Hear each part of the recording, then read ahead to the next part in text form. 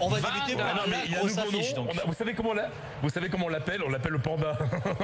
Parce que celui qui a mis l'étude, c'est Wanda, c'est des Chinois. Donc c'est le panda Metropolitano. Voilà. Il y a son petit nom entre certains supporters et la presse ici. Bah oui, j'ai fait doubler aujourd'hui. J'étais arrêté café, j'ai couru avec j'ai roulé dans ma petite Twingo et puis j'ai pu assister à ce match sublime.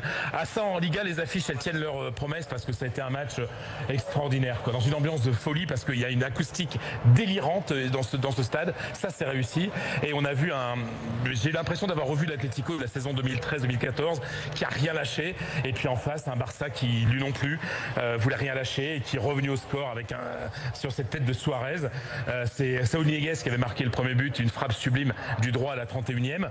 Il y a eu plein d'occasions, il y a eu plein de moments durs, brillants. Non, mais un vrai sommet d'un grand championnat, quoi. Voilà, je sais pas si vous l'avez vu le match, mais moi j'ai pris mon pied dans une ambiance, j'insiste, absolument fabuleuse.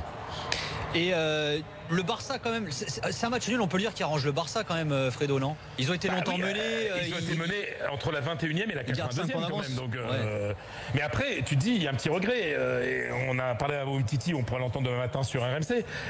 Il y a un petit regret parce qu'à la dernière seconde, Griezmann, qui fait un très bon match hier, fait une faute bête de relance, coup franc, mais platinien pour Messi, et Messi tape dans les bras de Black.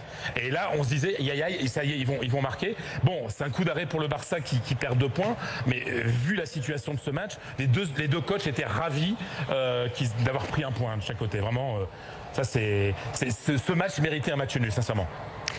Est-ce que tu penses que le Barça va tenir ou pas, du coup, Fredo?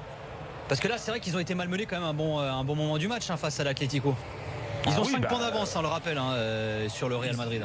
Oui, ils en avaient 7, ils n'en ont plus que 5. Donc voilà, c'était un jour où le Real pensait pouvoir grappiller des points sur le Barça. C'est le cas. Parce que s'il y a un stade où le Barça peut perdre des points, c'est bien celui de l'Atlético. Oui, ça n'a pas été un immense Barça, même s'il y a eu des moments de jeu absolument sublimes. Mais voilà, on sent. Le seul problème du Barça, c'est qu'on regarde le banc et ça fait pitié, quoi. C'est ça le problème. Parce que ce soir, il a. Faut pas qu'il y ait beaucoup de blessés, quoi. Bah, c'est ça, quoi. C'est-à-dire que Suarez, il a un kyste au genou, mais il veut absolument jouer. Et c'est vrai qu'il fait pas un grand match, mais il met le but, il se lâche rien, il met le but de l'égalisation, une tête piquée assez rageuse. C'est vrai que Messi, bon, il était fatigué, il revenait d'Équateur, etc. Mais bon, il a encore fait un très bon match. Mais ce soir, on sentait que Valverde voulait laisser sa chance à André Gomes, mon cher Nico. C'est triste de le voir comme ça parce qu'il n'est pas bon du tout, quoi. Voilà, c'est un joueur qui n'a pas de confiance. Voilà, Umtiti très bon, excellent Umtiti, vraiment. Piqué aussi, et Piqué a été sifflé, bien entendu. Bon, alors je vous passe, atmosphère très hispanisante avec beaucoup de drapeaux et des Viva España, etc.